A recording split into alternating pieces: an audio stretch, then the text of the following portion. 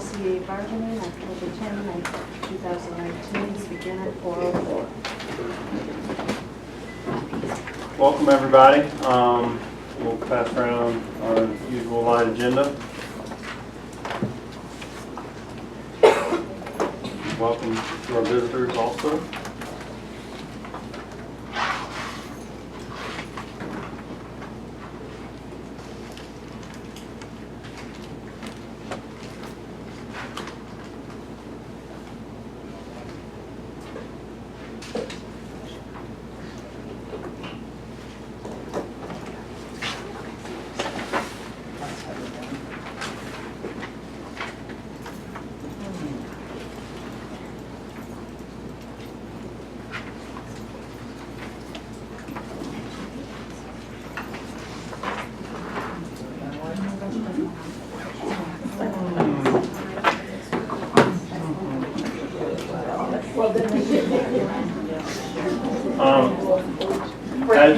As usual, our agenda is very flexible, so we have topics that you guys bring today, and we'll fit those in wherever you like. A couple things with best and brightest. We keep talking a little bit about it each time. I think we've kind of got a similar direction, and today and tomorrow are the last 2 days of appeals on teacher evaluations. So the data from that will move from one side of my life to the other side, which from Guido's system with evaluation tools into Skyward, where we can pull that data, and we'll definitely have numbers together and be ready to solidify some of those things whenever we meet again. I don't see that being a difficult process. I think we'll get through it. In the discussions we've had before, we've been pretty well in alignment, and we'll work out the bugs as we go with that. I will tell you, I probably, as we're looking at rescheduling or scheduling another meeting, as that data goes to that side tomorrow evening, we probably will need about 2 weeks to work with it in HR and get everything set there. So what is the estimated date? I can tell you we need 2 weeks starting Monday, and hopefully we'll have solid data after that to tell you who's in what classes, who's where. All appeals will be finalized, and we'll have solid numbers to work off of. Can we do a whole day session to try to catch up? I'm open to day sessions. I don't think that it really depends on what we've got on hand. I mean, I hate for a bunch of people to miss time in classrooms and things like that with a full day session. So I don't know. We'd have to look and see where that fits in best. I'm open as always. I think we look at the work we still have to get done, and That's why I said an all day would probably try to get some of this stuff knocked out. yeah. Well, hopefully. Oh, go ahead. Look on the calendar, find where they have a district-sponsored PD day, and use that, because those are pretty much a waste of everybody's time, right? Just checking. I want to make sure I'm on camera. As long as you got your proper attention there. Speaking best and brightest, Yes. I know the DOE just defined critical shortage areas, or the first pot of money, the people, not critical, is a critical shortage, and then they have another name for it. So have we determined an amount for that yet? No, those are that's in the recruitment area, and no, that's the area we talked about last time, where in the language you have provided it did not say that was a bargainable area, and that's when I came back to you at last meeting and said I felt like it was. I thought it was. So that'll be too, one of the priorities, one of the first priorities out of the gate is we've got to get direction and decide how much. It's up to 4,000, and we'll have to determine. Obviously, For folks that are less familiar, the top bucket, which is recruitment, it is designated to certain specific areas for new teachers to the district. And that takes, well, the first amount right off the top is the proportionate share to the charter schools. And of the 4.2 million that was allocated to Lake County. And then once you go below that, it pulls then you pull the set amount based on how many people qualify for the recruitment. Last year, if we went off, say, last year's hiring numbers, it was around 200. So whatever number, as we're thinking about what would be good, 200 is probably a good approximate multiplier to see what we would want to spend up top. And then last year was only 1,000, wasn't it? What's that? $1,000? It wasn't, last year was a totally different. Oh, that was our own money. Well, critical shortage is different than what this is. So this would not stand for, but by statute, critical shortage and Title I and DA schools, there has to be something that goes out for that. Right. So we cover those bases generally through MOU. But this is different than critical shortage. The few positions they're talking about do encompass some critical shortage areas, but it's even narrower. So, which in my mind is good because it saves some money for the people that have been here, not just the ones that are new to the district as we move down. The next step down is the retention, and that's for the 19 schools that qualify for the retention. And that's $2,500 for highly effective teachers and $1,000 for effective teachers. So that's set. There's nothing to bargain there. And then in that same, of the 19 schools, there's 9 principals that meet the bonus on the principal allocation for that. And I can tell you right now, that's going to take about $45,000. On the, not a piece, total. Could be for instance. Yeah. And then what's left at the bottom is our is that final bucket, which is recognition, and that's the one we have the leeway with what's left over to disperse out to all teachers, and we've been in pretty good alignment in what we've talked about so far. In that, you know, we want the most amount of teachers to get the most that we can in that. So we'll work those numbers. Right now, we're simply waiting on the process. So if we can, as soon as I can get the data in hand, we'll have numbers ready and we'll be able to dive right into it and hash all of that out. With the goal, I think a common goal is whatever the amounts wind up being, getting them in people's pockets as quick as possible. So that's kind of best and brightest. It's already been, the money has been received from the state? It's not, I'll have to ask Scott how it's coming in. I do believe it already has been allocated directly to us. As far as how it's hit, I'll have to double check and make sure. But we are not, regardless, we will be able to, we know it's coming. It's not like Right. it's not, if it hadn't hit yet. But So. it's not in a Brinks truck, so we can. No, it's not. So we're the goal is to get that out and wait. And I will tell you, you know, I share in your disappointment, because after you scrape away all those things, that bottom pot, it gets pretty small, and that's disappointing. So, and, you know, I don't have a whole, as we roll into kind of, if I can just touch on compensation, because this is compensation. Do not have a proposal today for compensation. However, you know, we've been working still continually with the budget. The superintendents met with Stuart and Kathy, and they've identified some areas where they feel like we could be looking at.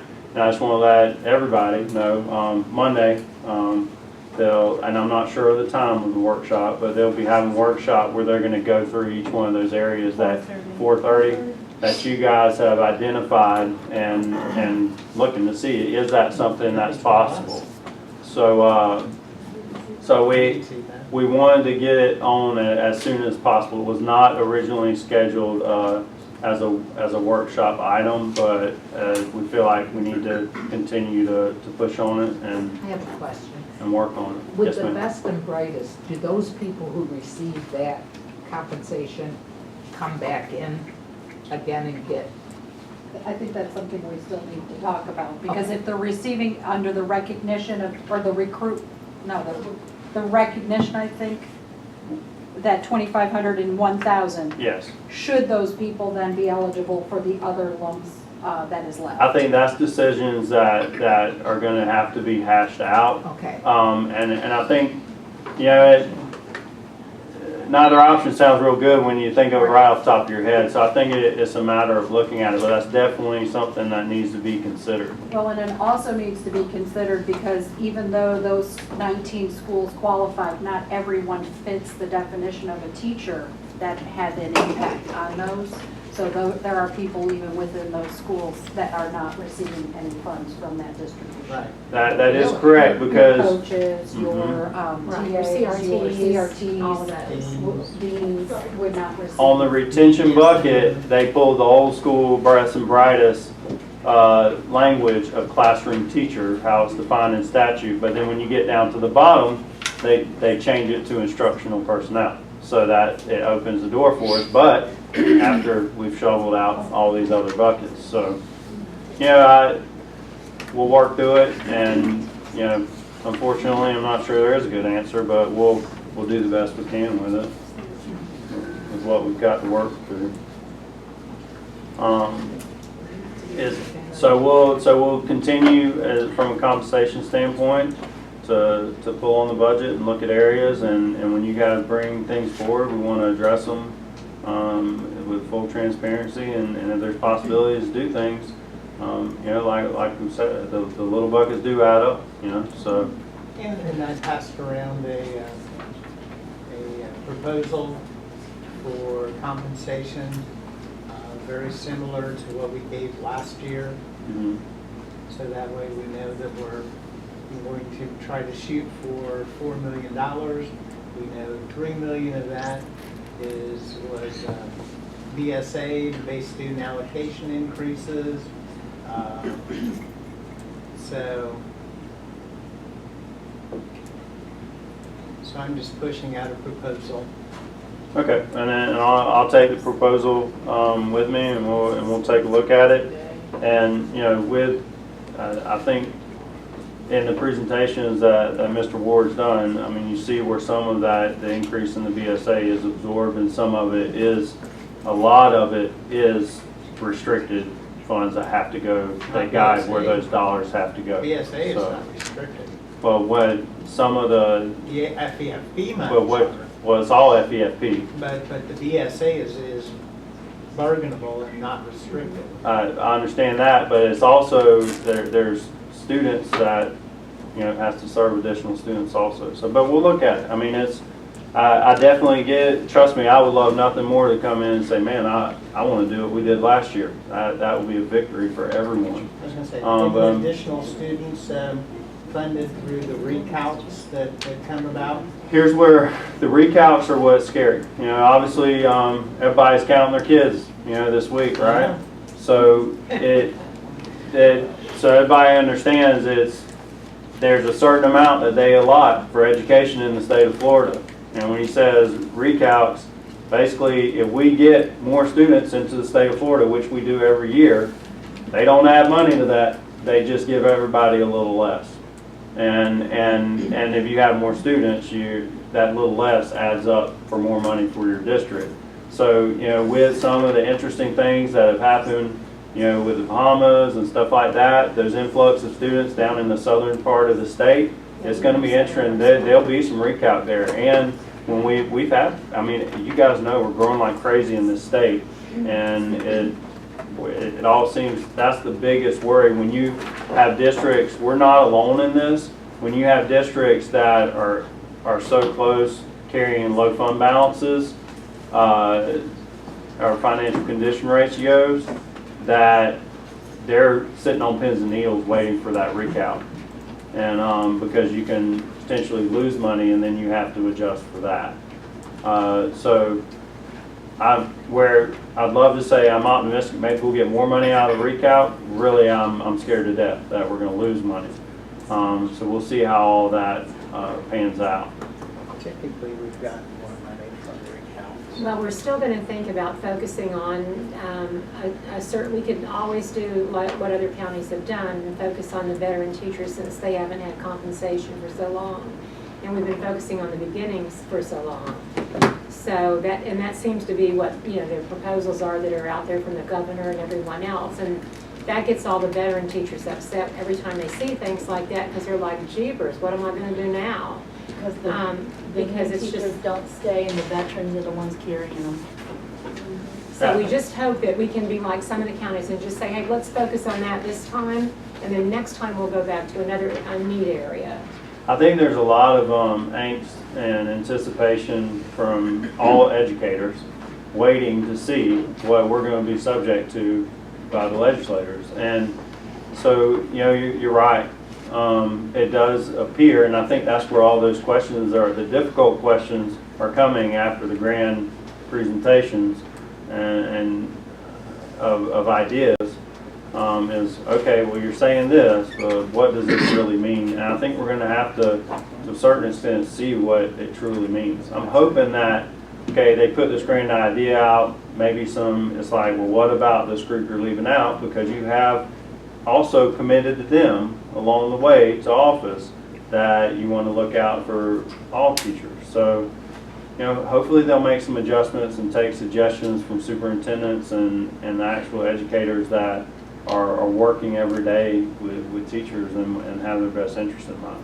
From a district perspective, I get it. I want what's best for all teachers. And Me too. so, and I know you guys have, Stuart's brought forth ideas that other places have done as far as longevity supplements and things like that. I'm all about getting creative. I just need the funding to get creative. So, we'll, as soon as we can find the money to make that, a reality, then we'll pound away at it. So I just want to let you guys know that it will be a hot topic on Monday at the workshop. So your board members are they're entrenched. This is constantly on their mind also. They want the situation to be better for everyone too. And then we have the other side of the world that helps make our life go to with our non-instructional. That you veteran teachers, without detail, it makes you question whether they'll be included. But right off rip, you can tell our non-instructional, they're not considering them. So, it's interesting. If they're going to make education a priority, they need to make education a priority. When I talked to the legislators yesterday, I talked about education staff professionals, and that was not included under the proposal. And the proposal is purely pie in the sky at this point. It's a spin, it's a talking point. But we're glad that they're talking teacher salaries. Yeah. I mean, they made a splash. I'm like, okay, well, that's a heck of a statement you guys are stepping out there and making. Now, you know how it goes through session. Session gets interesting, committee after committee, and tossing it back and forth. The President Pro Tem of the Senate is basically already weighed in, so.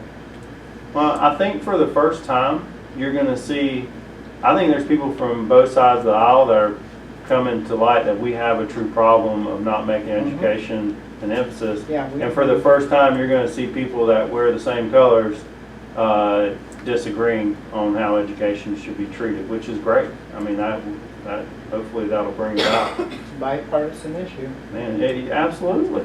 So, all right. Any other questions on that side of the world? Oh, the one thing from best and brightest and compensation, and we talked about non-instructional. They're quick to lump them into best and brightest now. Because TAs are included on best and brightest also. So that when they say instructional personnel by statute, TAs are defined under instructional personnel. And what test are they using to measure the TAs, like teachers work with the best and brightest? As far as evaluation results, that will be something to where, because I've heard how some districts are handling it. Some of them are saying, nope, we're not going to include them because their evaluation does not state that they are effective or highly effective. And then some of them are adapting the current language through like MOU to reflect that this equals effective, this equals highly effective. So, you know, it's... Did that portion of it have that caveat, that it had to be effective and highly effective as well? Yep.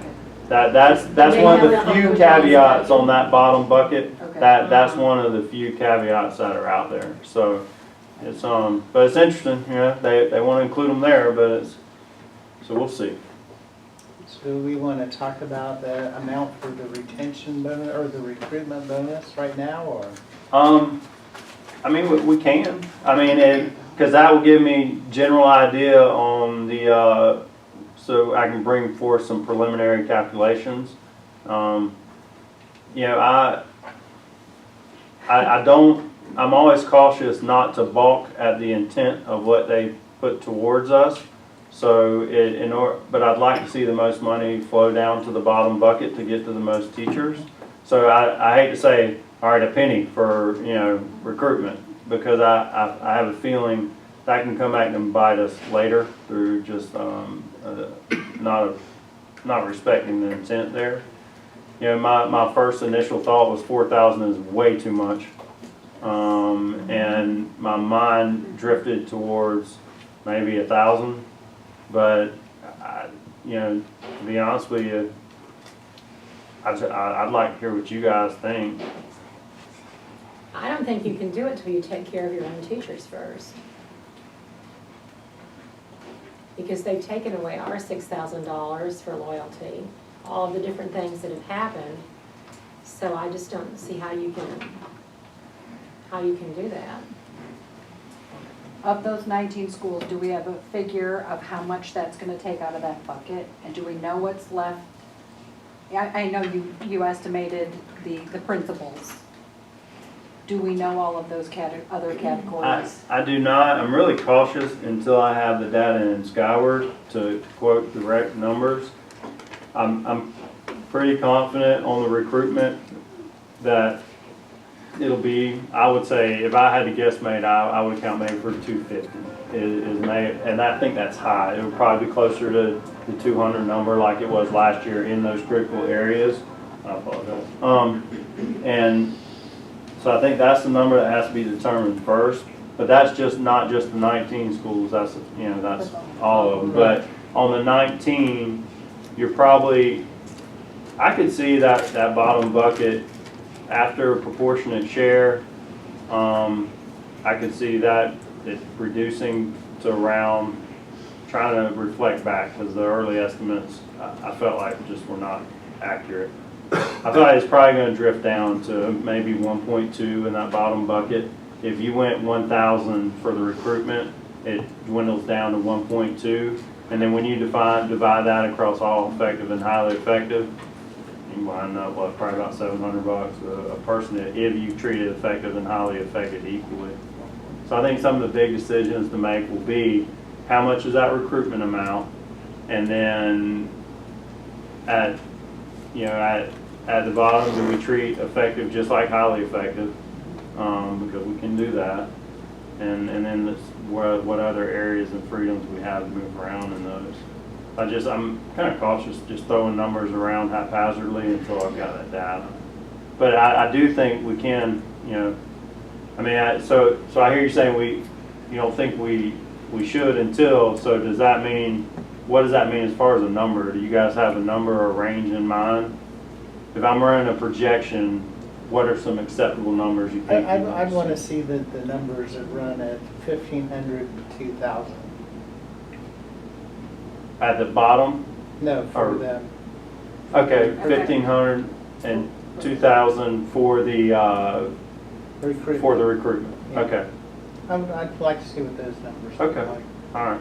And I'll give, and that kind of gives me a range.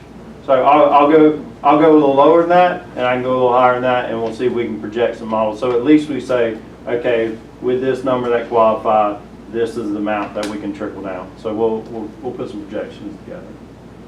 Is this recruitment like a sign-on bonus? I'm a little. You know, I don't know. It's the legislature. I'm sort of behind Who there. knows? and I guess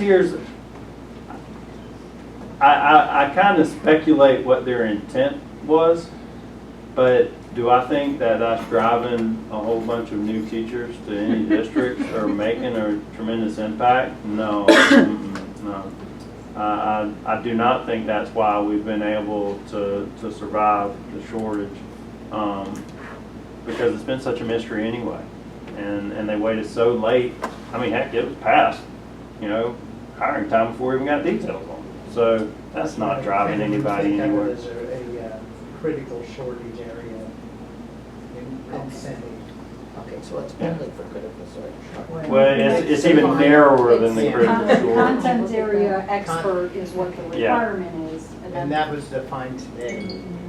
And I think in essence, what their original intent was, from what they've announced this week, they're trying to, quadruple down on it, and say, okay, well, if this isn't bringing in new people to the profession, we're just going to throw a heaping load of money at new people and see if that brings people in. So, we'll see. Until, I'm telling you, it's going to take so many forms as it moves through committees and back and forth across the aisle, and what the governor wants, Senate, House. There's no telling what iteration is. Who knows what it's going to look like by the time it gets to where we can actually put our hands on it. I know our superintendent is advocating for them to roll it into the BSA so we have as much control over it as possible at the local level so we can appropriately get it to our teachers. And if she's saying that, I can tell you that that's probably the sense that's coming out of FADS and anybody that is working every day in their districts to do what's best for teachers. So we'll see. And I like that you talked about the legislative intent, because in talking to legislators, the increase in BSA was intended to go to teachers, so. Well, and that's what they say from Tallahassee. It's easy to say that from Tallahassee, but That's what Kelly Sturgill told me. but then they'll have a whole bunch of mandates underneath that are unfunded, and and things they cut that they also want you to pay for out of that money. So, all right. Well, are you guys ready to move forward, or any other questions in those areas? A couple things we talked about last time that I brought back and made some adjustments on the security camera language. Upon reflection of our discussions, I went back and made a strong effort to include some of the language that you guys had in your original proposal. Remove some of the language that could be that I presented that could be interpreted as contentious, and so I've made some adjustments there. And we refined some of that language too. Okay.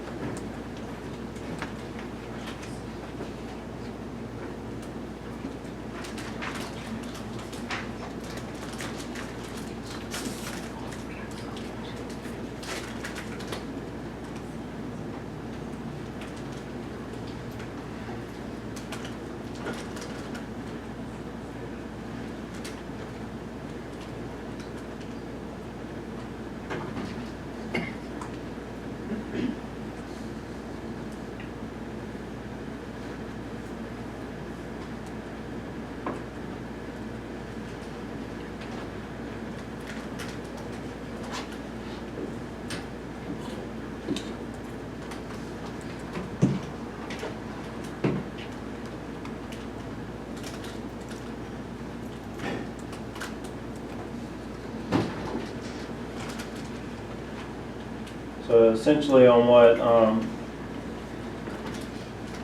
there were a couple things you had at the beginning of yours that was to let people know when it's being installed, and that definitely makes sense, and we should include that in there. That's easy. I as we recall, I did not agree in it as far as the posting signs about security cameras being on campus. I think some have them and some don't. I think in speaking with our security people, we prefer that, for a number of reasons, whether it's risk management and liability issues or things that have to do with the safety plan. It's better if we don't have sign posting. I think our employees, as far as for contract loans go, it's pretty safe to assume that you have cameras, and that's why I went in and outlined where we will put cameras and where we won't. Because I felt like we owed it to you guys to guarantee language that we're not putting them in classrooms, which, offices and You're putting them restrooms. in the media centers where a lot of things Yes. go on that Yes. teachers teach. Yeah. They're gonna be in all media centers, Uh, in all computer labs. I can tell you, I can't speak to all, I don't have the maps for where the cameras are. I can tell you there will be likely cameras in media centers, yes. Okay, Yeah, and in the computer labs. and that's why I wanted to add in, if you are one of those teachers that are teaching class in one of those areas, that, it's not gonna be used for evaluative purposes. And, we're trying to, instead of putting in all the language up top, that, to me, it sounded way too assertive after reflecting on you guys' comments last time. As long as there is a due diligence to an investigation on footage that's captured. Because I started thinking about, okay, what does that look like? And I can see where, if you guys feel like there's a principal out there that would make a snap judgment and hit somebody quick with some discipline because, they saw them pulling in their parking space late. That's not going to work. If that's going to happen, it's going to have to come through an investigation, and it needs due diligence put to the situation if that's some type of occurrence. So that's kind of one of the, I was hoping there'd be some balance in there.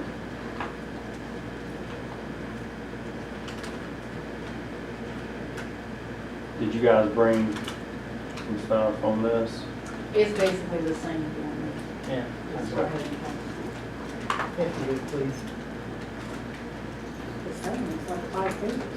oh no, well, I just added the other. I We've got a whole bunch. I gotta read this whole thing. No, what I did is, And you got 5 minutes to do it, and you're gonna have a quiz. if you look on the last page, Compare and contrast. Okay. if you look on the last page, what I did is I thought that this might be a good place to put in the cameras in this area where it talks about the workplace safety. If you see what I did, thinking that it might fit in that spot. Because I know we were kind of contemplating as to where it might be placed in the contract. So thinking that this might be, and basically it's saying the same thing. So what you have is fine. I mean, I think it's saying the same thing. You just put in where it was going to be, so that's why it's a little bit longer. You guys good with the wares? So the where that it says basically the vote was basically the same as this, except for putting in the security camera different than where they were putting. This is much better than that. So, and they still put in the no discipline, which was in there. All I did was kind of combine both of them together, basically. But this one then says more. And like I said, I thought it might go well in that area.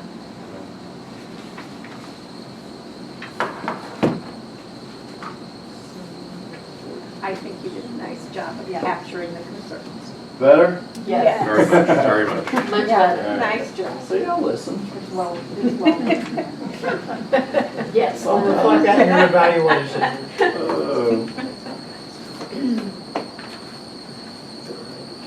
Now that we know this is what you can do. Yeah, on that mountain. So yes, this basically says everything that was there, plus Plus a little bit. the little bit of the where as to where they're gonna be placed.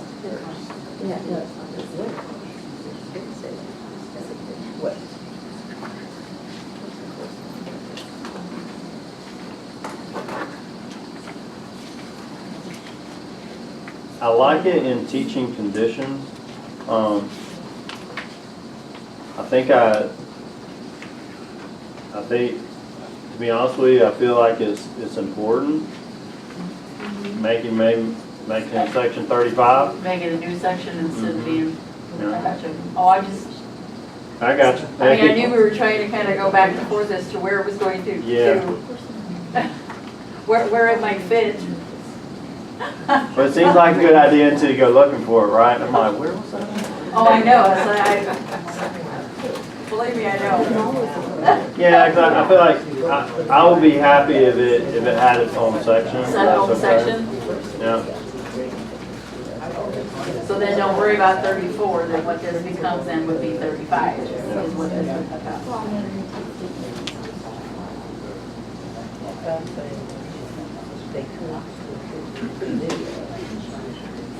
So this would be section 35.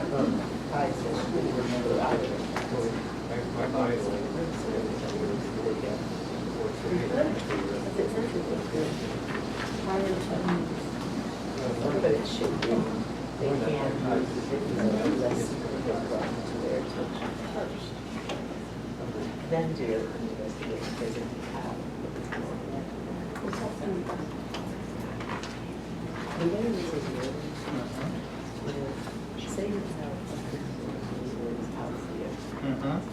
So the way it's working is principals out there, and they saw something. I don't know. I just assumed they don't. It wasn't your day watch. They were at a principal meeting today. Oh, that's what it is, okay. Maybe asking for something. Stuart, I believe, brought up to you before that we have had people that have been disciplined, and that's why we had kind of requested that something be in there because of that. So Bring that up. how do we know that this person will be solely disciplined because of something that was on the video? I don't think you can have that guarantee. I think you can, due diligence can be made through investigation, but, you know, it's like if all that's there is a video of a kid stealing your wallet, you know what I mean? And that's all you got. You'd want to use that, right? Or all you've got is a teacher abusing a child or assaulting another teacher, and all you got is the video. To me, it makes sense. Like I said before, I think it's the goal is to protect the innocent and not the guilty. And because at the same time, I would like to be able to use security camera footage solely if necessary to clear a teacher on a false accusation. So, I don't know. What you got there? What if we've had situations where administration truly has it out for a teacher? So what if, the way it's written here, is as long as there's an investigation, then a teacher or whomever could be penalized. Well, the issue is if say they're on a witch hunt and they are watching someone in particular, and so they're constantly watching, and then something pops up, and then they find someone who could try to collaborate whatever they saw.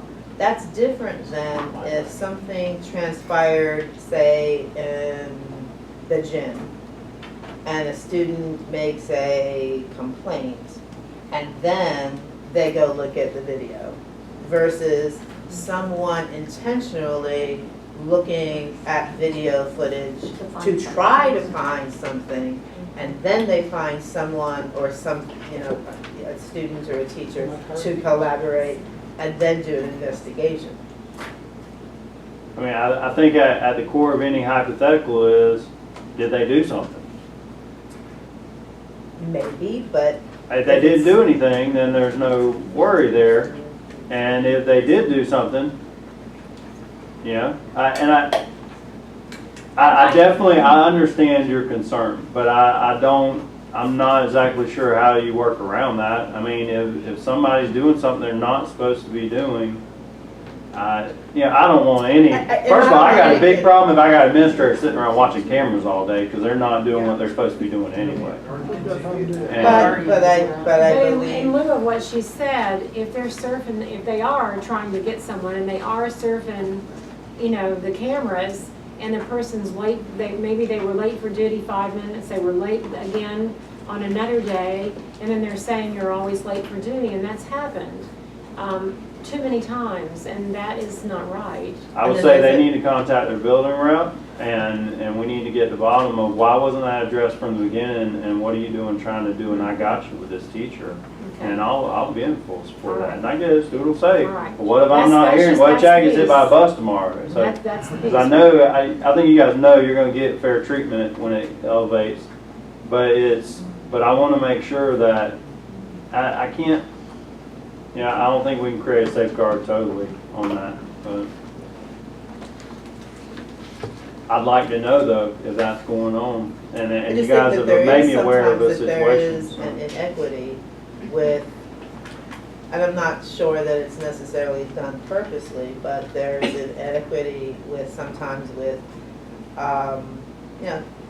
things aren't always supposed to be equal, because if everything is totally equal, then it isn't equitable. But sometimes certain things are overlooked by certain people because of the person that they're talking about. Yeah, all I can say is that you gotta bring it to the attention of I'd say the closest person to the situation that you trust. And, and that's probably the best I can offer on that. So that would be a agreeable item? So looking If at it what is the occurs. scenario? I think if you've got some unfair discipline and they're not, that's the thing. If it's like, oh, well, I got you on camera, you were late to your post here, you didn't get to your parking spot and get your classroom here, you didn't do this here, and it's gone unaddressed, those are smaller issues that they have not used progressive discipline on. Are there times where we all know that progressive discipline is skip steps? Absolutely, it's just the nature of it. But come on, if they're not addressing the issues, my question is more to the administrator is why aren't you addressing this issue? Because if that'd be the On the first other thing. side, they might address the issue, but then they might address the issue, it's only a problem with a few people, and then now it's a faculty meeting. That is a disciplinary thing, that messes with the culture. That kind of thing happens as well, instead of addressing it with, A, B, and C. Well, we're trying to train a culture into administrators that do not currently have it. A lot of them already have it. Majority, I would say, that they know not to throw blankets. You know what I mean? Because that just gets you in trouble with a culture standpoint.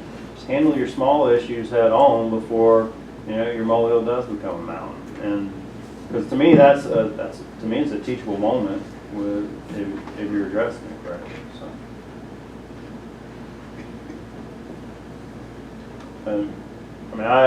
I feel like, in my opinion, we're in a pretty good place with the video cameras. They reflect one another, and I even had some cherries on top. So, you feel like we're in agreement with this? This is our proposal. I think I want to do a quick caucus first before I say I agree, just to make sure. Now, once we arrive on agreement, As long as it's agreeable, we're good to go. Don't you have to repeat that? that sounds so good. Gail Sickma didn't have her recording on, so that means I have to repeat. Should I do it in sign language? Should I- No, it's good to go. Okay. Well, Did you we'll, get that, Gail? Yes, sir. at the close of, towards the end, when we're brushing up on the last few minutes, I'll email it to Gail and she can go add the signature lines and we'll see it.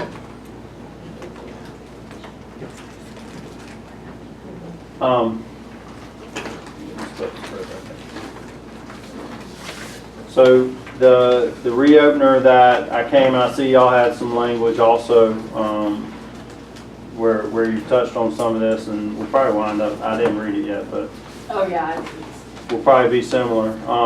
So that this was our reopener had to do under teaching conditions, Article 10 teaching conditions, where we were talking about the learning walk tool. I'll pass around the revised version of our reopener for that. Just reword a few things. One thing I heard with you guys is, and that, you know, I felt like we were kind of all on board with, was the idea of other people using the tool other than administrators we're not Yes, comfortable with. Exactly. So I've added in that only administrators will use the Learning Walk tool for classroom visits. And then the only other slight change was moving, when we wanted to point out that the tool is not part of the teacher evaluation and achievement model team. Information collected in the tool is not part of any official evaluation and will only be used to provide feedback and assistance relative to individual teachers, grade level and/or department groups, and the overall school. And with the goal of all this being that teachers, from what we're hearing, desire that feedback, but we don't want it to have any punitive taste to it at all. And I feel like we've made a strong attempt to that with the revised language here.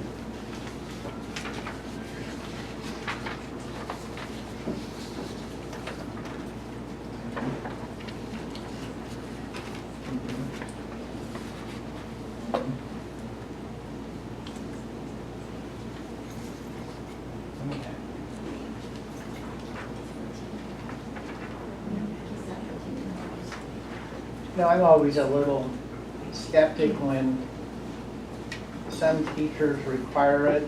We had a previous superintendent who tended to use that phrase for everything. And then when we found out that nobody required it except her staff or requested it. So I'm always a little skeptical when teachers requested.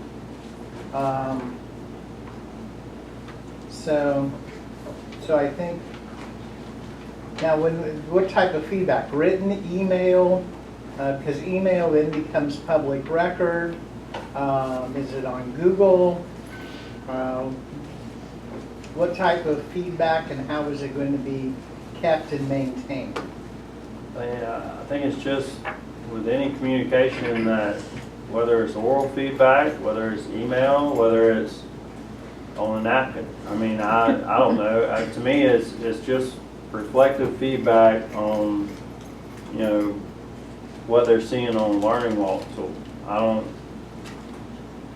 Because I know a teacher contacted me last week and got a 2-page email from the assistant principal on what they saw in their Learning Walk. So that seemed a little excessive considering a Learning Walk is really, he was using it more for evaluation, but. It's not used for evaluation unless Well, we it's know entered that. into the team system. But if he's taking the time to write a 2-page email. I guess my question, what's the harm in giving that feedback? And that's why I asked, how is it being kept? How is it being maintained? Of course, depending on the feedback, I mean, if it was negative feedback, then that negative feedback is out there for public record in that email. I think you've got Was it a I bet negative? you I mean, there I'm were, just- I bet you there were plenty of Putting it out there. negative interactions on email across this district, right? I hate emails and I hate text because you can't really tell inflection and intent. So I get the concern there. At the end of the day, I mean, I think we're all subject. The good thing is, I mean, if it is an email, to me, that safeguards the teacher more. If you do have somebody that's writing some dissertation in an email to a teacher that's totally off the wall, then guess what? They put their crazy on paper. You know, they have identified themselves. So to me, that protects the teacher even more than an oral thing where they say, you know what, you have no skills, you need to go do something else. I saw absolutely nothing worthless. And then they get in front of folks like you and I and they say, oh, I didn't say any of that. So to me, it's almost a safeguard if it's in a written form.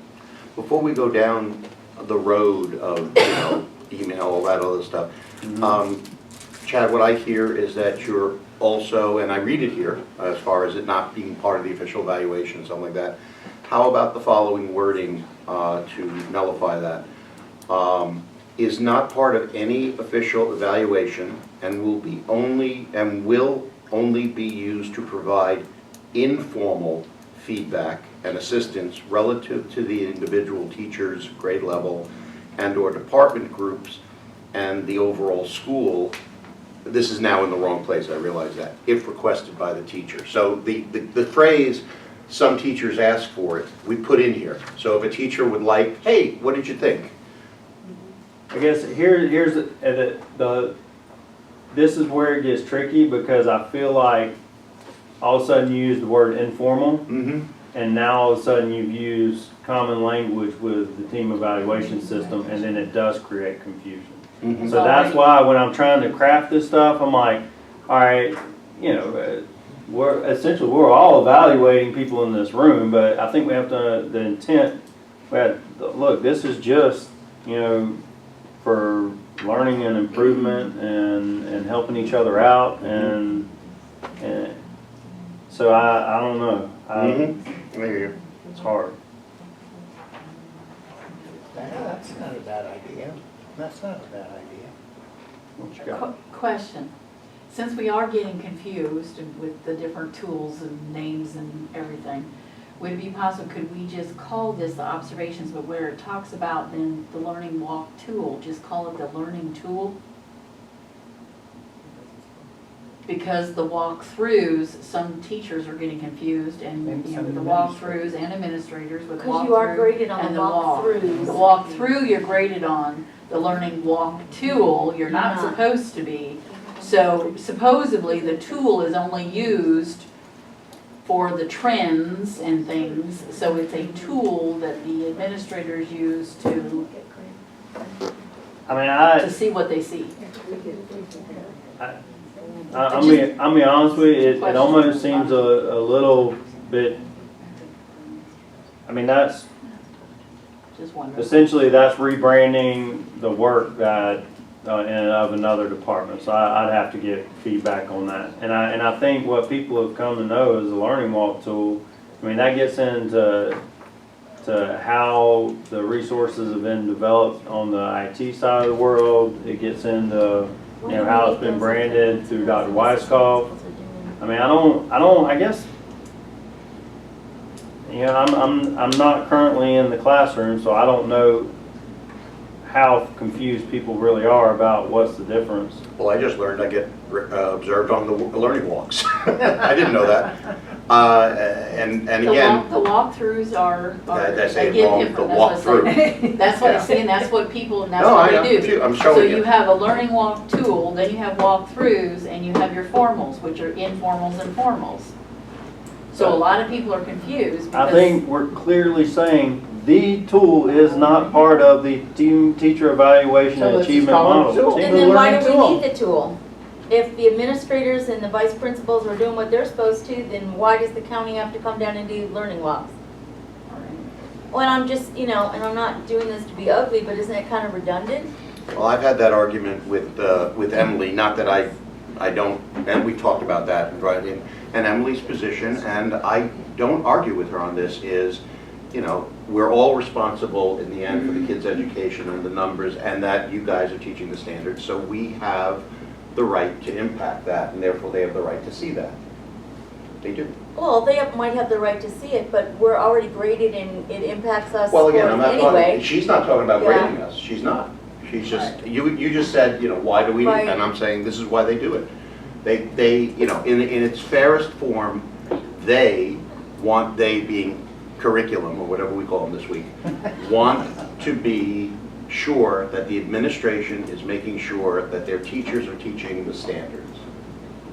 And that's a perfectly reasonable thing for a management to want to make sure. So it's Chad's caught between a rock and a hard place, because it is convoluted, because we've got trolleys, we got subways, we got buses, you know, and they just keep piling on top of them. But that's not his area, that's the other people's area that they really should, you know, kind of streamline. I do have a recommendation, having been using all these different tools. There's something still left on the team site that if it were removed, because I don't think anybody uses it anymore, it says a 1A walkthrough. Okay. We don't really use that anymore. That's what I didn't think so. That can then confuse a teacher what a learning walk is versus a walkthrough. But nobody really uses the walkthrough anymore. Actually, I'm very, I've had people request it because if they have a formal or If they want the informal and they say, you didn't see this item, we'll come and do a walkthrough and you'll see this item. could we So, change it to an extra informal instead? And add extra informal? I think, no, I don't. Okay. I don't want to add any more to the formal required by the state evaluation than we have to. I guess there needs to be open communication Exactly, that's the key that's right there. reflective and not punitive, and is truly educators trying to hone all of our practices, and that's the goal of this learning walk tool. They're not trying to hit anybody over the head with it, and I hate it because you're trying to overcome years and years of stuff from the state and how they dictated how we're supposed to do these things. But to me, this is our you know, the superintendent's vision being driven by Dr. Weisskopf of we're going to be a district of constant improvement, but we're going to have productive conversations, you know, backed by what the students are showing us, you know, every day. So, you know, I hate it that I don't want there to be confusion or misconception of what it's used for and the intent of it. And perhaps, you know, I feel pretty good about what I put forward, but maybe it's in team committee where we do make some adjustments. And if people are using, you know, some of it we're not going to be able to kill terminology. I mean, we can't control people and what they're using if there's old lingo that's going to float around. But if there is some language as we go back and look at team committee, which is right around the corner as we close things out, that maybe if there is some of that walkthrough language in there, we tear it out. You know? Yes, sir. Yes, ma'am. Well, if the true purpose is to truly just find trends, best practices and that kind of thing within the classroom, then why isn't it explicitly stated? So like if you, it does state that it's not supposed to be for evaluations, but when you say, like where you've got it underlined, why can't you say only administrators will use the learning walk tools for classroom visits for the intent to determine trends among classroom and departments. Then you're specifically stating what the intent of that tool is, and then keep on with the rest. I think what I would like to do is, I agree, but I want to make sure I cannot speak for. I want to make sure that anything I'm speaking is using the appropriate people's words. So, I think you're right there. I mean, because, you know, it's team, for what I'm hearing and I understanding, but again, I just learned something, showing the confusion. I've got my team, and by God, it took us so many years to get to where we are now, which is better. Then I've got the learning walk, which is when I expect the whole circus to come through. And the evaluation part that I'm kind of unclear on, not upset, is, you know, I get 1,000 Post-it notes on the door, and they all say the same thing. Great, wonderful, I learned something today. Fine, fantastic. And then there's the, it's not the learning walk, it's the walk through. Walk through. Learning walk through. Learning Okay. walk. Is okay, the circus, tool. So walk the through tool, the walk through. is my assistant Informal, principal, and we want formal. to make sure it's not a circus. So my assistant principal coming in, making sure I'm teaching the standards. Again, I have no problem with that. And then informally, which I do, I don't mind having a conversation with my assistant principal because I'm blessed, I trust his opinion, you know, that type of thing. But as I just played out here in my little mind, I think you gotta say, okay, what is it? Because I promise you, that if we're sorting this thing out here like this now, it went through the assistant principals and assistant principal meeting, and just like the original team with the 17 different definitions of what innovative is, it's happening many, many different ways. I bet if we just said, can I see the piece of paper where it's written down as part of our policy? It's not written anywhere. So I hear exactly what you're saying. You can't, because it's them, and so find out what they want to call it. and it goes back to the language we just agreed upon. Yeah, I pretty much straightforward said what the intent of the video cameras are. So it's similar in what they're suggesting, just state what the intent is. Yeah. So what I'd like to do is take that back to Dr. Weisskopf and have some conversations with her so I can be a little more intelligible of what that intent Do we is. need to define other Because if you look on. personnel? Right, because if you look on the first page on ours, now, supervisory personnel would be fine, because we cross that off. But the other authorized personnel, I think needs to be taken off if we were going to truly. All right, help me out where, okay, The up at, in the second first. line, that very first line where it says, you know, I cross off supervisory personnel, leave that in there. But keep the cross off the authorized personnel, because that could be anybody and anybody going into a classroom. If these are supposed to be like an administrator that can go in and do the tool, then it should be a supervisory person making sure that the standards are being taught and so forth. Because it can't be a department chair because they're not a supervisor. Right, I remember that. We had that I know, discussion. Right. I'm not understanding what you mean. Leave in the other.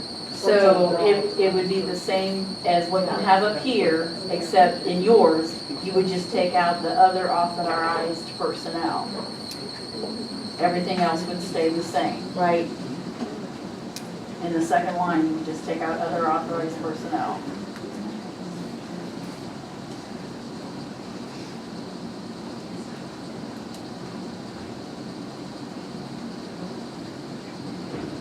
So help me understand what we're accomplishing there, so I get it. Well, the too thing about broad. it is, then it's very broad, because it's anybody that can walk through. Then just, if the principal says, I want you to go in and look at this, then that's an authorized person, because they're authorized to go in and do it.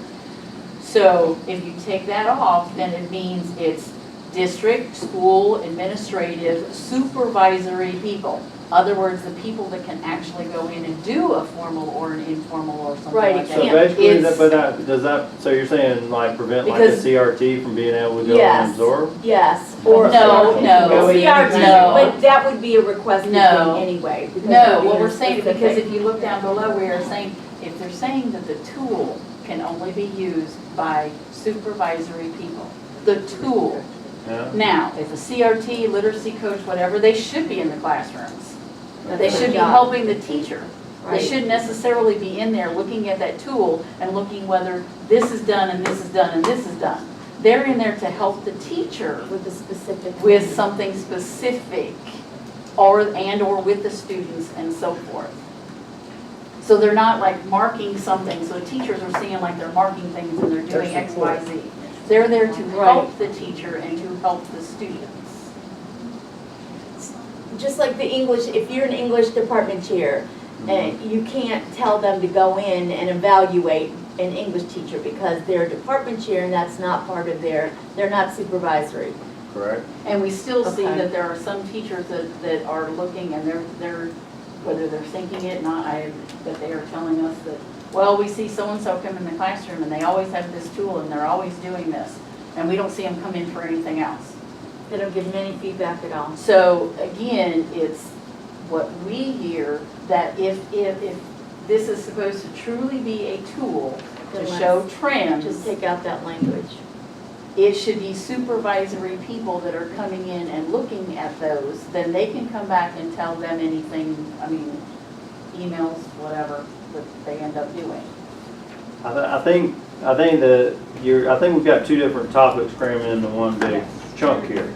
Because if a principal wants people to come in and observe and has authorized someone to go in and observe, there's a difference between observing it and evaluating it, because that's not stated anywhere. But if they've authorized someone to come in and observe a classroom, I don't think that's But again, it's something like what we're you're gonna talking with do. other things. I mean, it's like literacy coaches go, they should be in the classroom. A CRT should But be in the observe, classroom. if you're into observe a classroom, you're not using a tool. You're not using the tool. And that's why it says only And again, administrators though, will what I'm- use the learning walk But you're not tool. using the tool, then marking something, again, perceptions, just, let me finish here, perceptions, because teacher sees someone going in there in the classroom, they're marking all this stuff and they're marking it on the tool. Where are they going with it? Teacher's perception, we're going right over here to the principal, and the principal's gonna put it right into that tool. And it happens, and that's what they're seeing, and that's what they are perceiving, that this person, whoever they are, they come in, oh, they're marking, they're doing all these things. They shouldn't be marking on anything, they shouldn't be doing that. So we just want that language. Hey, come on, Then they go to a I'm be honest principal, with they you, put that it that right seems a into little the- ridiculous, I'm being serious. So I it can't, happens. so if you're authorized to come in, you can't carry in a legal pad and take notes on what you're observing? Yeah, but the legal I mean, pad's what? no, I'm the just legal pad's lost not a here. tool. The legal pad, they're just taking notes for feedback, it's not the tool, or a tool. So that's not accomplished and only administrators will use the learning walk tool for classroom visits? I'm totally, y'all, I'm gonna have to synthesize that a little more because I don't understand what you're getting at. Is that what you're trying to do right now, is focus on that tool? It's the tool with Because these- is the rest of this language, is only the part that's underlined what we're worried about now? Like, are you talking, No, when the it says whole- it's the only whole- administrators, the are whole you thing. talking about only Look at our school student. administrators? No, it's district, school administrators, supervisory personnel is what we are saying should be coming in and looking at these learning walk tools. Again, this has nothing to do with the team, as we've said. But if So it- this is just someone coming in, looking at trends, looking at other things. And if the administrators are the only ones that can go in and do the tool, the administrators, supervisors, Cannot assign. should be the ones that would be doing these type of Okay, so can I learning walk tool observations. add on to that? If that is the case, which I don't know that that's where they were coming from when they wrote it, and I'm just trying to see both sides here. But if that's the case, you don't even need this, because if it's just administrators, they're allowed to use it for evaluative purposes, correct? If they needed to. Use what? The learning walk tool. Anything they do. But I mean, No, they, it's a trend. if it was administrators. This is a trend. They're not supposed to, the team evaluation Yeah, is they've what got they to use use for the evaluation particular purposes. And that's why the designated team, definition. is put in here that, We just don't want them to be able to assign it to somebody else. right, so an administrator can't come in and say, Assign hey, what I to need you somebody to go in and do this learning walk for Okay, me type idea. so let's say, I'm just gonna make up a hypothetical. literacy coach on a campus is said, I need you to go into this classroom and get me data. I can't go to this classroom today. Then that data is handed off and input, because these other personnel people have no access to the tool. I got Is you. that? I got what, now I understand what you're trying to prevent, and God bless them if Dr. Weiskopf knows that they've done that. But do we have circumstances where Yes. Yes. that I need to know about? Yes. And so But a lot could be however you would like to convey that to me, where that's occurring, I need specifics and I'd like to know. Because I have not heard that. And we can correct that pretty immediately. And, which is why it said the other authorized personnel. That's why. To me, if that's what's occurring, that's misuse. And that's why we're establishing only administrators will use it. There you go. So I get what you're saying. I probably need to think about it and see how that looks and works. But then, honestly, with the intent of a coach as I see it, there's two parties at fault. The one party at fault is if an administrator is truly doing that, it's the administrator who's accepting that information. But it's also the coaches at fault because there's supposed to be a level of confidentiality. And so the only way an administrator would know exactly what I was working with a teacher is if they set up the meeting with something that they saw on an evaluation and told them to see me on that particular thing.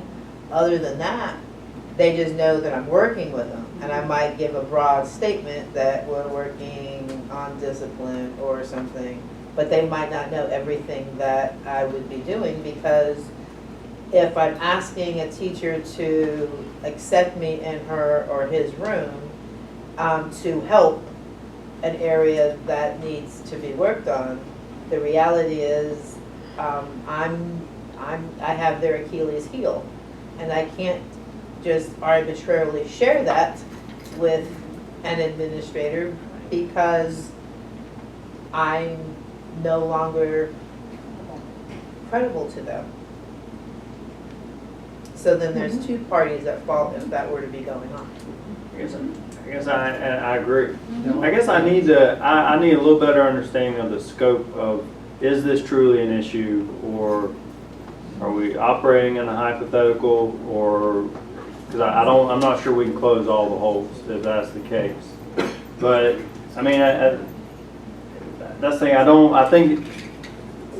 I think it's being used for good and not evil, but I don't think we can prevent, if somebody's gonna act, not scrupulous on how they're using this thing, I think we need to know about it and take care of that. But they could if we left that language in. So if we just take that, I just think if you specifically lay out that it is in fact to be used for trends, then there's no question. Or maybe it's to be more specific instead of observations, curriculum observations. To me, this is coming from more of a curriculum side, looking at reading, writing, thinking, talking. How are we doing on a grade level? How are we doing at a school, at a district level?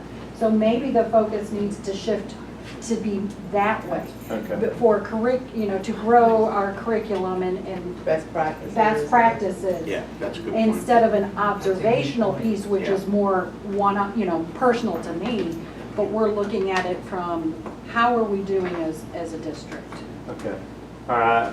I think I got you now. So I think I'm good to take this back and work on it. And you guys give me some really valuable feedback in good direction. I think I'm hearing you. We can rework this. Great. Okay? Yeah. So if we, just a question about, so assuming that we put in curriculum observations, new therapists that come into the district for the first 6 months, I am in their classroom unannounced once a month, where I drop in to make sure they're seeing students, they're moving the schedule, they're. But is that in their being contract? appropriate. Yeah, like what's the intent behind it? Are you their supervisor to provide that I'm their piece? program specialist to help them. If I don't see what's going on, I don't know how to help them. Is there a specific tool that you use for that? No. Okay, then it's, You're bringing in that legal. right, Yeah. Yeah, they'll teach you. But I just, we're not So gonna, that's not a problem. I can't guarantee anything that's gonna approve appropriate right. acts of accountability. But I know there's accountability way overdone, and that word's been totally tainted. But no, we don't want to limit people's ability to hold people accountable when necessary, but not in a hold them accountable for their learning and development. So I want to gear it with the intent, the proper intent wrapped into the language, so it's clear. This is not to be used for anything that could be harmful. I think if you use the words intent, purpose, and maybe something about coaching conversations or something to that effect, I think we might be able to get it cleared up. Yeah. Because that was my original, when we, Yeah, made it very clear, it's just for coaching purposes. And this is not a backhand criticism, but I think if you do that and we all agree to that, you're gonna be doing a real benefit to the rest of the folks out there, because there is confusion. Yeah, no, I Or at wanna- minimum, not consistency. I would like to definitely reduce. Yeah, I hear. And it's not your area, it's theirs. Well, and that's what, I'll go back and I hear the suggestions, and I want to go back and see what the common language they're working with every day with teachers and administrators that I might not be subjected to. We'll get, I think I got some good ideas tuned up. But hurry, because they'll probably come up with some more words. And then we'll be thinking, talking, reading, breathing, or a new tool. moving. Don't forget looking. My wife has a watch. I'm kidding, I liked it, I like the thinking, talking, reading, I'm doing it. And what we're learning and why we're learning it. I do actually like that. Who's going for the laugh? Gotcha. The other, did you have, help me out, because I have not looked at you guys' language. If you want to take the wheel. Oh, and- the only thing that is really different that was not brought up that is, that we're, with what we talked about, is changing the 4 to 2 people. Like total coming through.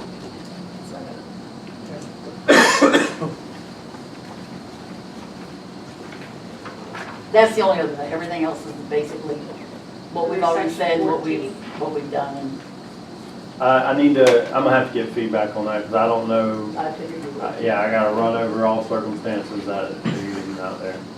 And Kathy, I don't know if you agree with this, but I think there's a difference, when you're doing that, I think there's a difference between elementary and high school. secondary. I mean, And you that's- know, and that's high the school, issue. bring them in, fine. That's, Elementary, it's very- really hard on the teachers. it's really hard on the teachers and the students with the You know, elementary when they I mean, have. I have had teachers several. come to me, and,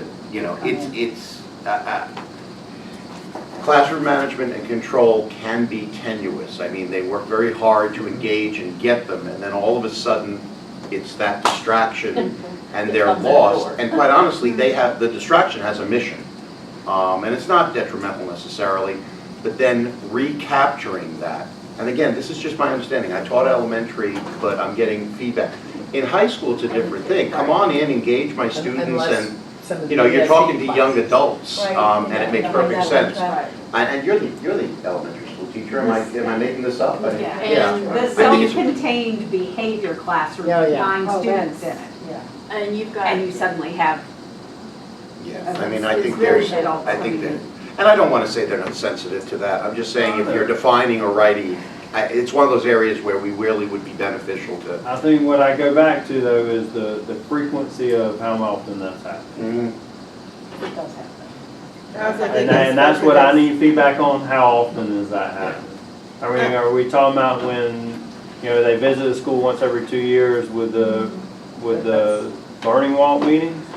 Or are we talking about, I know there's people in and out of classrooms all day long, I get it, just between ESCs and evaluations and different, observations where they're watching, You have whatever. content training you know, where they're coming in for content training. You have, you know, not every school has a principal meeting or a lit coach meeting or a CRT meeting, but you do have your regional folks also walking. And then it could be, yeah, a subject-specific type thing. The younger the I mean, grade. they never Like used the to, math content. Well, you're- we never used to have all the You're in a literacy heavy coaches traffic zone, have a and we meeting don't and get as much CRTs out at the our way, schools. but I will let you know that teachers get so upset about it, and it doesn't bother me personally, but they get so upset, and those are the problems that I have to deal with, and go in there and pump them back up, because actually, if they know ahead of time that they're coming, they'll be absent that day. And that's where we're going with this game. So, I mean, there just has to be some kind of some people are fine with it, and other people are extremely sensitive about their craft. So I don't really know how to explain it better than that. Well, you definitely on the disruption in student attention. You know, let me look into it. I want to look into it and see what the frequency is. I know we talked a lot about that in the past. So we'll pull on it again and take a look at it. I also think too that a lot of times it makes a big difference, not only with age and type of student, but also if it's part of the school administration where they're familiar with them versus if it's somebody external. Yeah. But I also, the other part that goes with it, I know sometimes people have gone into classrooms and they've taken pictures of things. And they didn't even ask the student if it was okay. And that's intrusive. And it's okay for that teacher, but it's not necessarily okay for this complete stranger to that child. It's their work. And that happens a lot in high school. Everyone that it's happened to, I've actually just asked them, you know, to say something, to ask them first. And most of them will say yes, but some just don't like it. But the other thing that pops up is some teachers are very protective of their craft, and it's just assumed sometimes that they want to have people in to learn from them. And that's not necessarily a professional courtesy when someone is doing something in particular and it happens to be really good, very effective, you know, has some best strategies.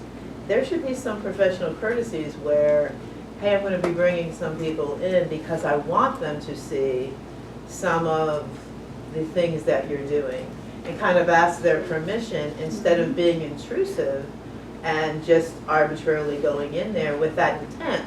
But many a times it's just a matter of just asking. I said this last meeting because Emily and I have talked about this. I mean, it's just a missed opportunity, and I'm not going to tell her how to do her job, obviously. But she has administrative help. You just set out a schedule very early on, and you want the teachers eating out of the palm in your hand. Hi, this is Emily such and such, not the Tuesday transition letter, but we're thinking about coming. I hear you do very well. We're thinking about coming in to see you. Is that okay with you? Is Tuesday we're better not? But again, we're in uncharted territory. It's an opportunity. And then, you know, because I remember some of the initial things where, I mean, I don't think, Rob, we were allowed to speak, you know, unless we were in the hallway, you know. So I want to revisit her and talk to her a little bit about where her norms currently are, and just get some feedback. Yeah, because a little courtesy goes a long way, you know. So and I'm not sure that, you know, can we define, you know, can we force courtesy in language? No, it's impossible. But it's a missed it's opportunity. very valuable. Yeah. And so as we're talking about those things, I want to.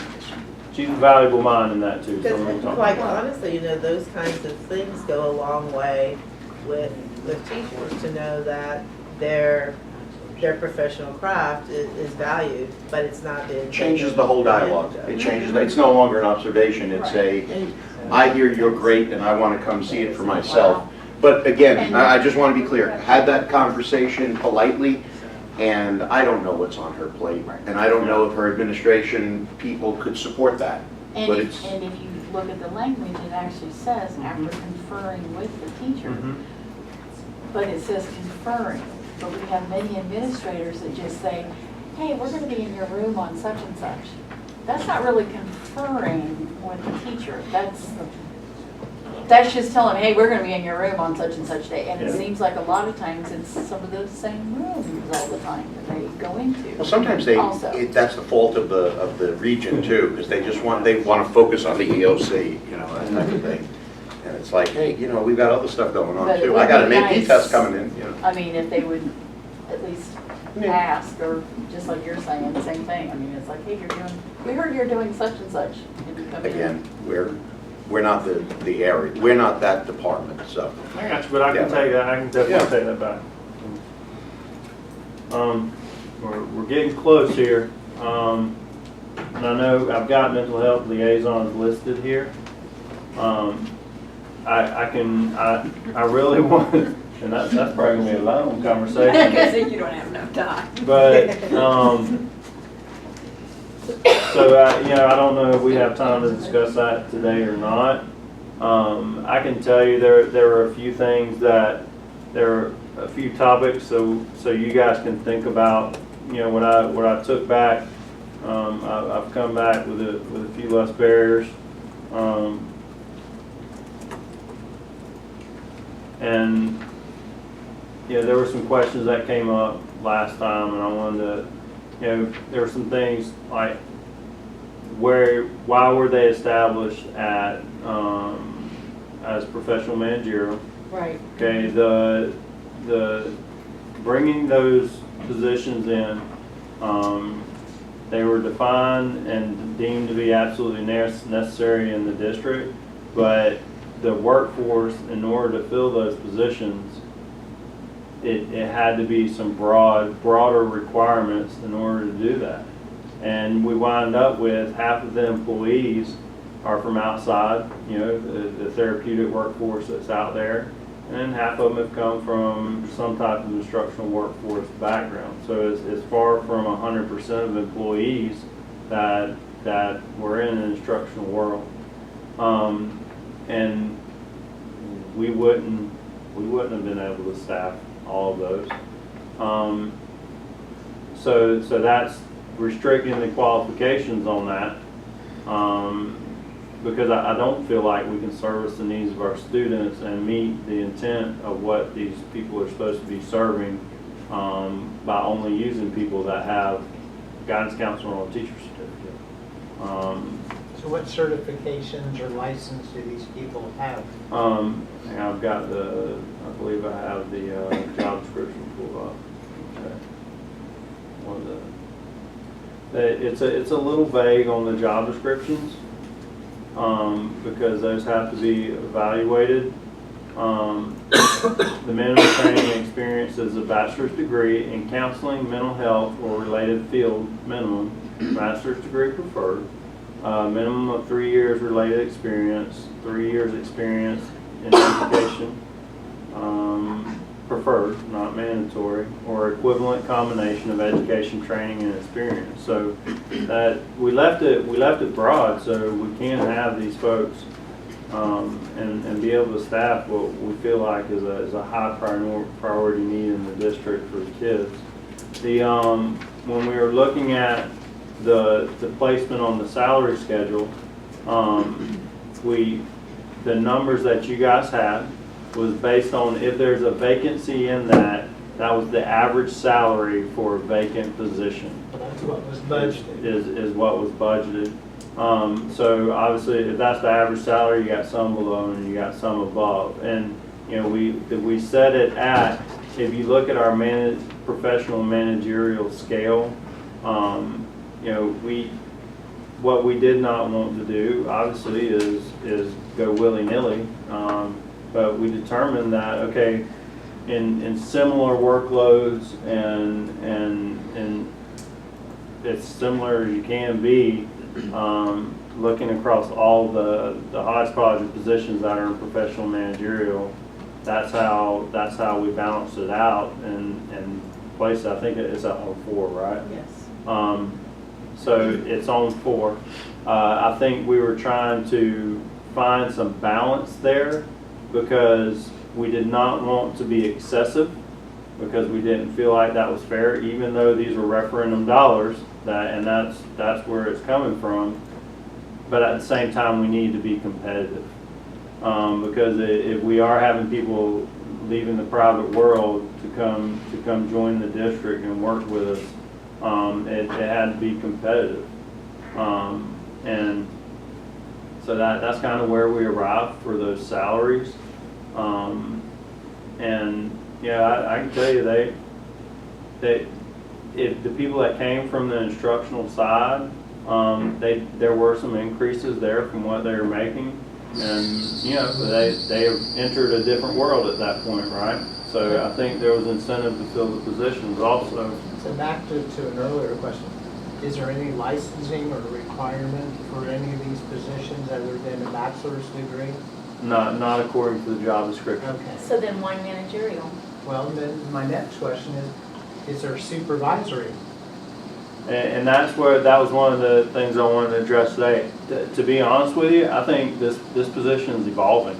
I don't think, I would be very surprised if we do not go back to this job description at the close of the first year of having it and take a relook at this job description, because I think we're going to find that there's greater needs in what's going on than what might be on the paper. So, and it's a 12-month position, and that was another thing that Dean. Isn't it 12 or no? Is it 11? I'm sorry. But why does it even need to be 11 months? Because their whole thing is to work with the students. But Just there's asking. also, she needs to double check me on that, because perhaps I'm wrong on that. But I can tell you though, if it is, and who knows if that's necessary or not. But I can tell you, their work's not just directly with students. It's also aligning resources, and I mean the whole liaison aspect of the position is to funnel and align resources also. So back up, do they have supervisory responsibility over employees? Currently, I don't think they're supervising someone. Except the job description says they are. Well, I think It says include instructing, training employees, planning, coordinating, assigning, directing, and reviewing work of others. just as I said before, I think this is evolving. We were headed into uncharted territory when we designed this job description, and I'll have to go back to the people that designed it. Obviously, I didn't write this. I'm not student services, and I'm not in charge of the services that they're providing.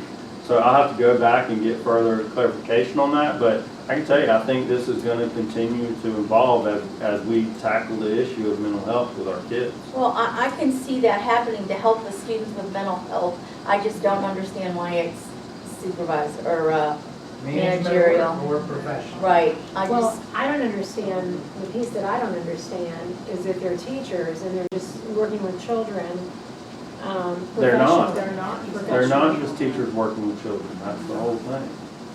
They work with community members. Community members, so That's they sort of the can- they guidance cannot join counselors. their professional organization. What's that? They cannot join the union. No, they're not part of the union. No.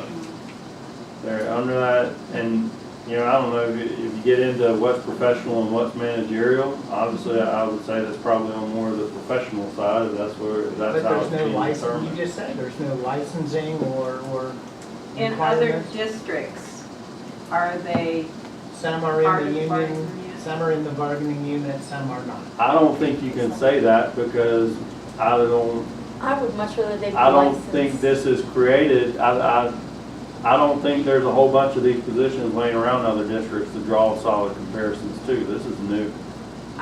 I thought that this was something that was mandated by the state, that all districts have this. I think there's certain parameters that were mandated by the state, but I don't know that they're calling them I'm the person who came up with mental health liaison, the title of it. I didn't come up with the job description, so I can tell you, I didn't get that from the state. But there's parameters and functions of the job that were probably in there. So, I mean, I hear what you're saying. Right, and I'm gonna put out there another question of mine is why do we need one per school when we have SLPs that are overloaded and guidance counselors, everything else is overloaded and. They serve a different I function. mean, well, I know, I realize that, but it's like, I mean, do you think we We have a lot of have people mental that health do- issues at every school? Not, some schools not to the point that the guidance counselors couldn't handle it. Like, do you have a lot of suicidal elementary school students? I'm sure we have some, but suicide isn't the I know only. suicide Are there is not the only behaviors thing. are there behaviors that people could probably point to that could have been caught early on in elementary settings that could manifest into suicidal tendencies later on? I'd say absolutely yes in every school. So, 202 days. So yeah. I misspoke. My problem is, quite frankly, the fact that even if it's an average, their average is higher than the Teacher highest. average. They took the average of that pay range. but They it took was the budgeted. average of the pay range. It's Okay. not necessarily even the average salaries that are being paid. They looked at that pay range, they took the average. If you look at it, the number that he gave you is right in the middle of that pay range. That's what they budget. Of pay range 4. Right. So, These are not teachers doing teacher things. These are a priority position to address mental health issues in our schools, Then and that's why that's there. there was a period of time where they were listed on True North Logic as being able to do teacher evaluations. I don't, That may have been- if anything, that was an error in how things Well- transfer from Skyward, so. No, they told me because they're managerial, they automatically got put on that. And that was corrected, right? I corrected it. You But they corrected were- it? Well, I arranged it. But So it's fixed. yeah, I mean, But that goes back to, we're not, some of these folks, literally, I've heard them talk, say, well, I'm managerial, so I can supervise you or whatever. They're wrong.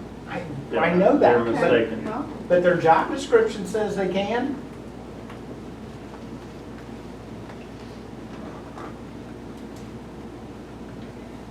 Were the salaries for these people specifically allocated just for that? I don't know what you're saying. So like, I know that, you have certain pots of money, so you said that some of this came from, All of these salaries are paid out of referendum dollars from the safety referendum. 100%. So out of the plus the millage. 6 Millage, specialists, correct? What's that? Plus the 6 mental health specialists, I need to check and ensure that. In what I don't other know. positions? because now you have.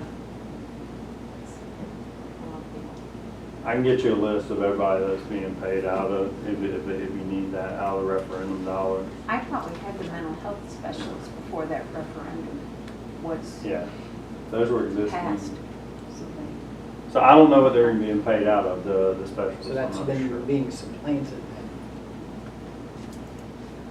then. I don't know.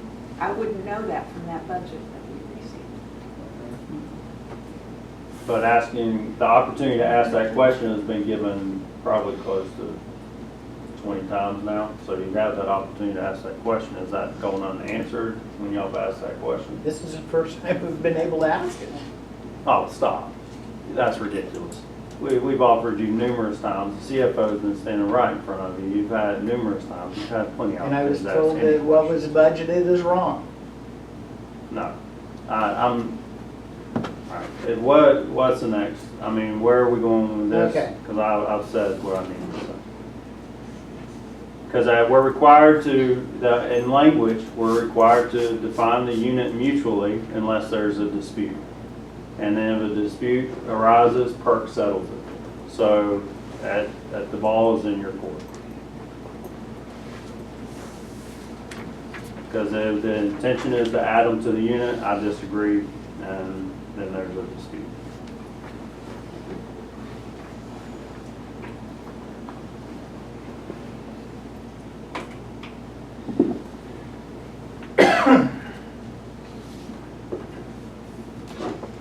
I think this discussion should have been earlier, but I agree that things were moving fast. Because we had to. And yeah, We didn't have because a choice. law and deadlines existed, and so here we are. And that's why I didn't, and at last session, I definitely had walls up, and I wanted to take those walls down and open the discussion in here today. But so that's, I wanted to discuss some of it, but if it's going to get into a PERC resoluted thing, then I'm probably not going to say a whole lot more on it, because we'll have processes that we have to go through. well, and our contract does say licensed professionals, and hence SLPs and psychologists and social workers and guidance counselors. This, you just said that there's no license requirement here, so. You said that. I said it on the job description. I'm saying the job I description. told you what the qualifications were Yeah, according to the job bachelor's description. degree and 3 years experience or an equivalent of education, training, and experience. So they can basically have 3 years experience or 4 years or whatever. So I'm just reading the job description. I hire teachers every day with 0 years of experience. But they're coming in, that they have to be licensed by the state.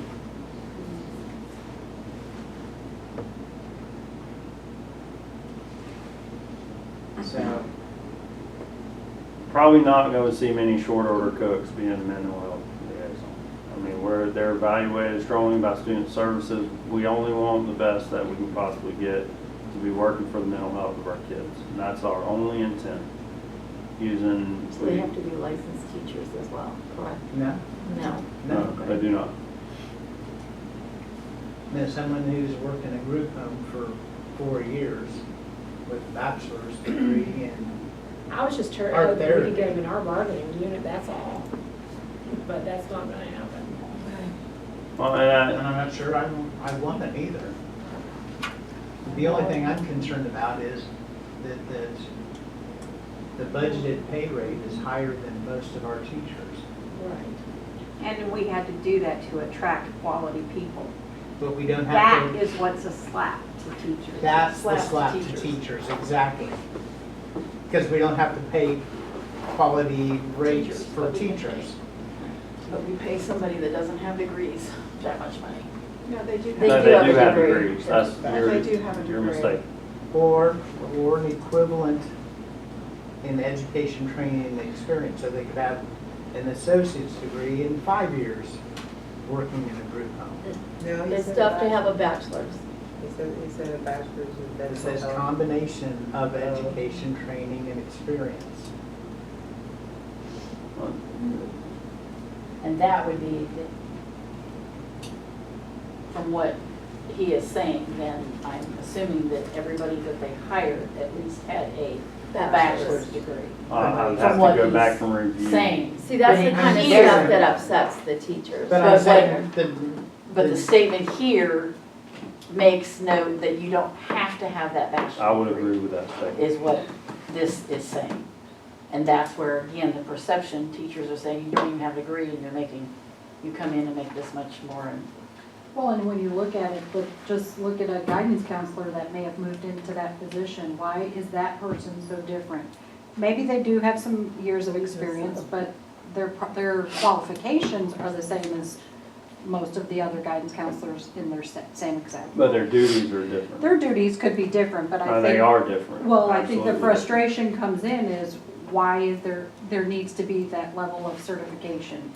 If we're going to say they are different, it's a different level, then they should have that Extra, educational right. or training background that is attached to them. I think we should always be going for the highest qualified person to get in there. Like I've said from the beginning, I think this is something that's going to redefine itself as we move further into it. I want to address redefine itself, but first, I'm confused, I'm sorry. The job description says bachelor's degree, right? In whatever it was, right? Or Anyway. some of this. See, help me, one more time. Bachelor's or? I'll take it over. Bachelor's degree in this, and this. Right, Minimum 3 years related in da-da-da-da-da. right. Or an equivalent combination of education, training, experience. Okay, so it's, I know you said you'd have to go back. So it's possible to hire somebody who graduated high school and has worked in a related field but doesn't have a degree? According to this, yes. Okay, that's what I was trying to understand, because that's the Kansas thing. That's like, let's get teachers who are high school graduates we don't require anymore. You don't want to do that, but if I'm going to be fair as far as the evolution that you're talking about, it sounds like it needs a rewrite. Well, that's fine, but I'm just being totally honest with you, we'll revisit it, but we don't bargain job description. Oh, you don't? No. Isn't that interesting? Okay. No, we don't. That's new to me. I didn't know that. I didn't know that. You don't? Well, yeah, I They're not in think- your bargaining unit. How are we gonna bargain their job description? And you can bargain, say, where I'm dealing, I'll get my SEIU hat on, you can bargain the impact of a job description. But we don't have to, but we work very well with job descriptions with them. We don't deal with a whole lot of job descriptions with you guys, that's why it's a little bit of uncharted territory. But they're, See, the discussion is whether we would want them in the bargaining unit or not. Yeah, I'm with you. I don't know if we would. I just would prefer not to go down the road that Kansas is going, that's all. Especially if they're gonna get paid that much. Because I understand about, salary levels and market compression and all the rest of that stuff, but, at the end of the day, we wouldn't have 40-something mental health liaisons servicing our schools right now. I get the loophole you guys are concerned with, totally. But we would not have fully staffed schools with mental health liaisons. How many do we currently have? We have one in every school, as far as I know. Okay, so there could be openings. I can tell you, we've had one that we've dismissed. Because they were not. Talking to the lady that started with 13 vacancies this year. Hey, I know. Please, let's not discuss. I know.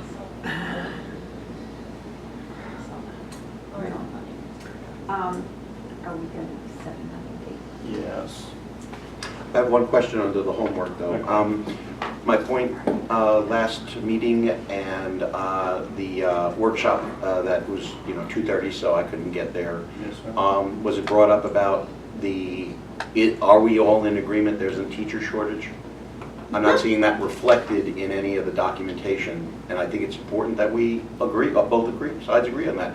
It was in the narrative. I understood why Diane's had to be happy and chappy, but the executive summary, it wasn't anywhere to be found, and that's one of the issues that we need money to address. I start at the bottom. There are no subs left. For all the arguments and whining I can bring to you about teachers, this, that, who's getting paid this, and this, and the superintendent's getting a bonus, and we got the A, and not all that. It's the fact of the matter is, my best teachers are leaving, and the subs don't want to work here anymore. That's not a destination district. And I'm not even bringing that to the table to negotiate. I'm just saying, in our documentation, whether it's union or Lake County Schools, it should reflect the fact that we have a problem. And it is a teacher shortage that is getting worse and worse. I have been moaning, I'm sorry, that's me, that's arrogant. We have been pointing out the, now I'm drawing a blank, turnover rate since bloody Stacey Roberts was delivering the numbers. And I've gone back and forth with Bill dozen times in the years trying to educate the vital. Now I have somebody like you that gets it, and I'm not seeing it reflected in the documentation. So, you know, Scott and Ms. Cornegie can go out and do the focus groups with the teachers with the presentation, and they're going to get a little bit of the same reaction you got from this room. The reality is one voice. Florida, the way you're doing it right now, we're in trouble. The best teachers are going because it's a good job market, and they're getting great jobs. And I've got, not to pick on anybody here, I'm getting a lot of teachers that are left that it's like, well, I guess we got a body, because the best are going, and no one's ringing the fire alarm. So that was my point as far as can we bring that up and start reflecting that as one voice. And if I'm being too dramatic, you know, I will apologize, but it's how I feel and I felt for years now. No, I guess because I mean, we tackle it every day and have been since I got here, and on the HR side of things of how we're managing that. As far as how is that put out there at a higher global level, I mean, because I know it's come out of my mouth 1,000 times. We're in the midst of something that we should have seen coming for years, that everybody that had some good sense saw coming for years, and here we are. And we backed up with numbers for years. So, yeah, so it's, I think, you know, it's going to get so, here's what I'm cautious about, I guess, is if we're crying shortage, I don't want people to use our language to support some things we might disagree with that came down the pipe this week. You know what I mean? Okay. If they're saying, oh, well, we addressed the shortage, look what we're doing. You guys are saying shortage, we're giving more money for people to enter the profession at the beginning rate of X amount. So I don't know, I got to think about it. Oh, I hear. So what I'm saying is, I hear what Scott's saying. You know that I agree with this presentation because they're the numbers I've researched, pretty much. But what I'm not hearing Scott say is, we need more money. I mean, there's definitely a message that we're not getting our fair share. Got it. Why is that important to us? And that's one of the main reasons I think it's important to us. And again, I want to be so clear, Chad, I'm not trying to do Scott's job. I thought he did a very good job. I'm worried about Mrs. Cornegie when she comes out to the rank and file with it. I know what she would like to do. You don't want to miss an opportunity to say why, right? Yeah. And for those people that they're going to speak before, to understand that you got it, you hear it. And maybe we can start turning some of it around as far as, you know, we're going to disagree on point by point by point, but the problem is the state. And you got that, camera? I mean, the reality is that, and if we don't start working together, and I mean teachers too, because I'm sick of teachers that tell me they can't change their vote, you know, even though they're shooting themselves in the foot.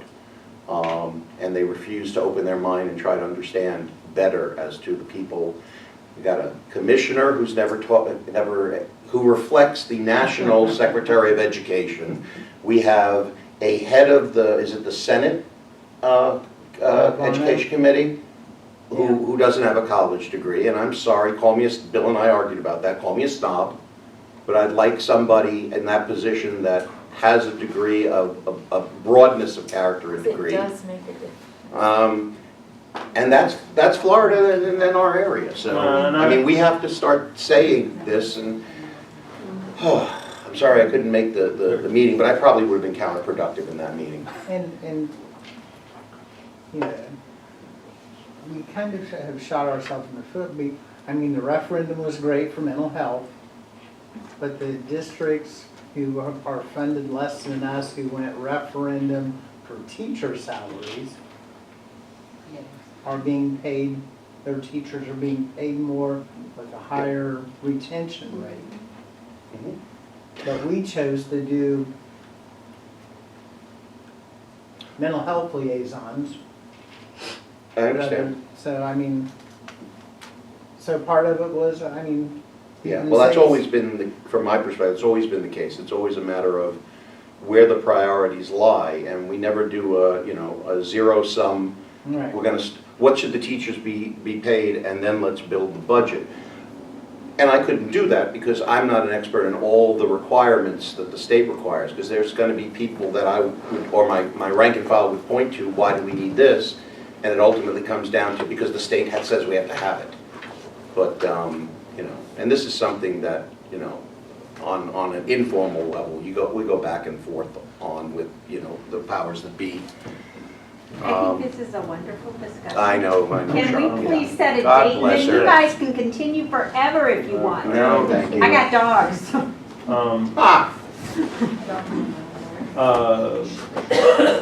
I need But I some didn't time feed for it. Best and Brightest to develop itself, so we're doing some meaningful work when we come back. Well, no, it's too early. So like 2 weeks before we set it up. Yeah. What about the 30th? Well, the accountant's review of budget will be done by then. Yeah, Halloween. Can everybody do that? Halloween. Halloween's 31st. Yeah. Or the next month? That I can't do. We can't do Halloween either. I'm wide Yeah, open. yeah. I just canceled something with Alan Hayes's people, so, because it's too close to the election. So we'll set 30th at you guys' place? Wait, 30.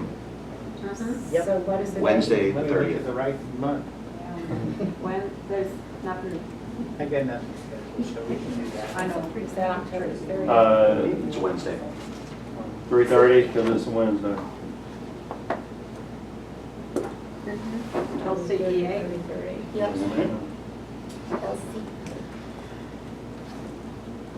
We're at LCEA. I think it's done.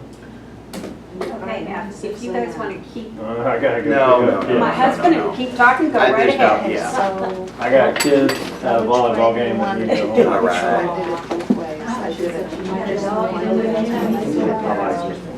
She said, She did it.